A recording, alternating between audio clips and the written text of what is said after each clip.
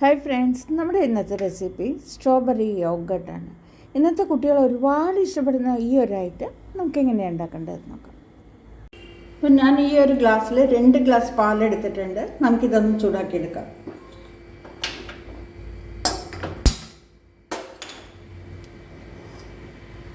ഇതിലേക്ക് ആവശ്യത്തിന് പഞ്ചസാര ചേർത്ത് ഇത് പകുതിയായിട്ട് കുറുക്കിയെടുക്കണം.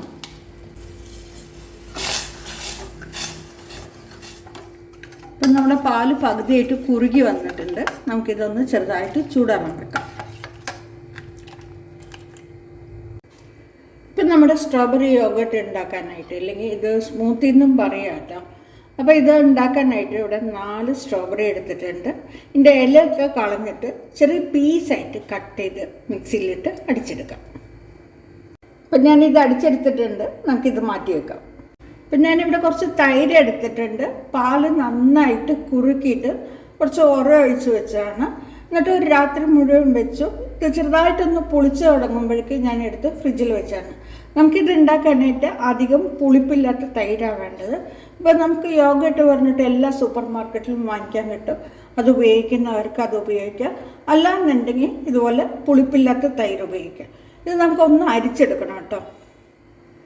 ഇതുപോലെ ഒരു അരിപ്പ് വെച്ച് കൊടുത്തിട്ട് നല്ല വൃത്തിയുള്ള ഒരു തുണി എടുത്തിട്ട് ഇതിലേക്ക് ഈ തൈരൊന്ന് ഒഴിച്ചു കൊടുക്കുക. യോഗട്ട് പറയുമ്പോൾ നല്ല കട്ടി ഉണ്ടാവും. അപ്പോൾ നമ്മൾ തൈരിന് വേണ്ടി പാൽ എത്ര കുറുക്കിയാലും ചിലപ്പോൾ കുറച്ച് ലൂസായിട്ടായിരിക്കും വരിക അല്ലേ. അപ്പോൾ ഇതുപോലെ ഒന്ന് വെള്ളം അരിച്ചെടുക്കുക.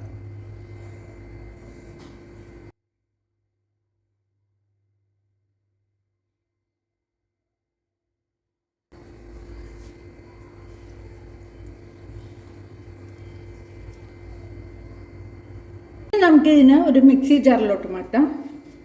ഇപ്പോൾ വിസ്കൊക്കെ ഉണ്ടെങ്കിൽ അതിൽ വെച്ച് അടിച്ചാലും മതിയാവും കേട്ടോ. നമ്മൾ അടിച്ചു വെച്ചിരിക്കുന്ന സ്ട്രോബെറി, കുറുക്കി വെച്ചിരിക്കുന്ന പാല് ചെറിയ ചൂടോട് ആയിരിക്കണം. ഇത് നമ്മൾ സ്ട്രോബെറിയുടെ ആ ജാറിലിട്ട് ഒന്ന് അടിച്ചെടുക്കാം കേട്ടോ. ഇത് വേസ്റ്റ് ആവാതെ വരാൻ വേണ്ടിയിട്ട് ഒന്ന് അടിച്ചെടുക്കാം. ബാക്കിയുള്ള പാലും കൂടെ ഒഴിച്ച് ഒന്ന് കറക്കിയെടുക്കാം. അപ്പം ഞാനിത് അടിച്ചെടുത്തിട്ടുണ്ട്. നമുക്കിതുപോലെ ഒരു പാത്രത്തിലേക്ക് മാറ്റാം. ഇത് നല്ല കട്ടിയായിട്ട് വന്ന സ്ട്രോബെറി യോഗട്ട്. കുറച്ച് ലൂസാണെന്നുണ്ടെങ്കിൽ സ്മൂത്തി എന്ന് പറയാം. എനിക്ക് അത്രേ പറയാൻ പറ്റുള്ളൂ കേട്ടോ. ഞാൻ ആദ്യമായിട്ട് ഉണ്ടാക്കണം. ഇനി നമുക്കിത് മൂടിയിട്ട് നേരെ ഫ്രിഡ്ജിലെടുത്ത് വെക്കാം. നമ്മൾ എപ്പോഴാണ് സർവ് ചെയ്യുന്നത് അപ്പോൾ ഇതെടുക്കാം. ശരിക്കും ഇതുപോലെ അടിച്ചതിന് ശേഷം കുറേ സമയം പുറത്ത് വെക്കാറുണ്ട്. പക്ഷെ നമ്മുടെ നാട്ടിലത്തെ ചൂടിന് ഇതങ്ങനെ പുറത്ത് വെച്ചാൽ അതിൻ്റെ ആ ഒരു ടേസ്റ്റൊക്കെ പോകും. ഇപ്പം തന്നെ ശരിക്കും പറഞ്ഞാൽ ആ സ്ട്രോബെറി യോഗട്ടിൻ്റെ അതേ ടേസ്റ്റ് ഉണ്ട്. അതുകൊണ്ട് ഇത് നേരെ നമുക്ക് ഫ്രിഡ്ജിലോട്ട് എടുത്ത് വെക്കാം. അപ്പം ഞാൻ ഇത് ഉണ്ടാക്കുന്നത് ഒരു വൈകുന്നേരം നേരത്താണ്, രാത്രി ആവാനായി. അതുകൊണ്ട് നാളെയാണ് ഇത് സെർവ് ചെയ്യാനെടുക്കുന്നത്. അതുവരെ ഇത് ഫ്രിഡ്ജിലെടുക്കുന്നത്. ഫ്രിഡ്ജിലാണ്, ഫ്രീസറിലല്ല. ഓക്കെ. അപ്പോൾ ഇന്നലെയാണ് ഞാനിത് ഉണ്ടാക്കി വെച്ചത്. ഇപ്പോൾ വൈകുന്നേരമാണ് ഇത് പുറത്തേക്ക് എടുക്കുന്നത്. 24 മണിക്കൂറും ഫ്രിഡ്ജിൽ തന്നെയായിരുന്നു കേട്ടോ. ഇതെങ്ങനെയുണ്ടെന്ന് നോക്കാം. നല്ലപോലെ സെറ്റായി വന്നിട്ടുണ്ട്. സത്യം പറഞ്ഞു വെച്ചാൽ ഇതിങ്ങനെ ഫ്രിഡ്ജിൽ തന്നെ വെച്ചിരുന്ന സെറ്റാവുമോ എന്നൊരു പേടി ഉണ്ടായിരുന്നു. അപ്പോൾ ഇത് ഉണ്ടാക്കിയത് നേരെ എടുത്ത് ഫ്രീസറിലാണ് വെച്ചത്. ഒരു 2 മണിക്കൂർ ഫ്രീസറിൽ വെച്ചതിന് ശേഷം താഴെയുള്ള ചിൽട്രയിൽ വെക്കുക ചെയ്ത് കേട്ടോ. ഇനി നമുക്കിതൊന്ന് കട്ട് ചെയ്യാം.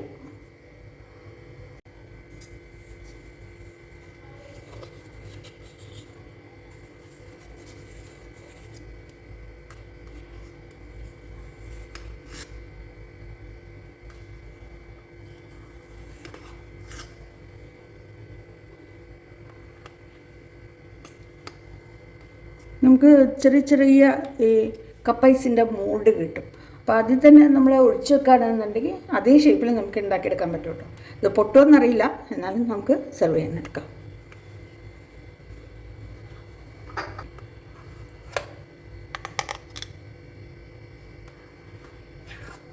ചെറുതായിട്ട് പൊട്ടിയിട്ടുണ്ട്, സാരമില്ല. ഇത്രയെങ്കിലും കിട്ടിയല്ലോ അല്ലേ.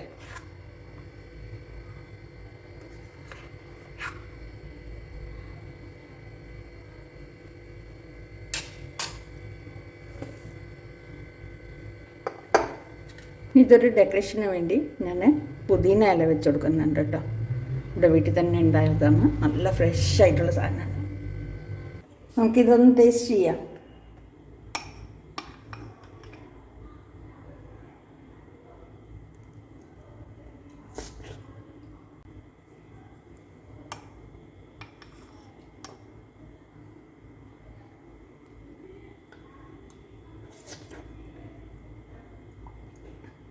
സൂപ്പറായിട്ടിട്ട് അങ്ങനെ ഞാൻ മാത്രം പറഞ്ഞാൽ പോരാ, നിങ്ങളിത് ഉണ്ടാക്കി നോക്കിയിട്ട് നിങ്ങളും കൂടെ പറയൂ കേട്ടോ. അപ്പം നമുക്ക് പുതിയൊരു റെസിപ്പി ആയിട്ട് വീണ്ടും കാണാം. Thank you for watching.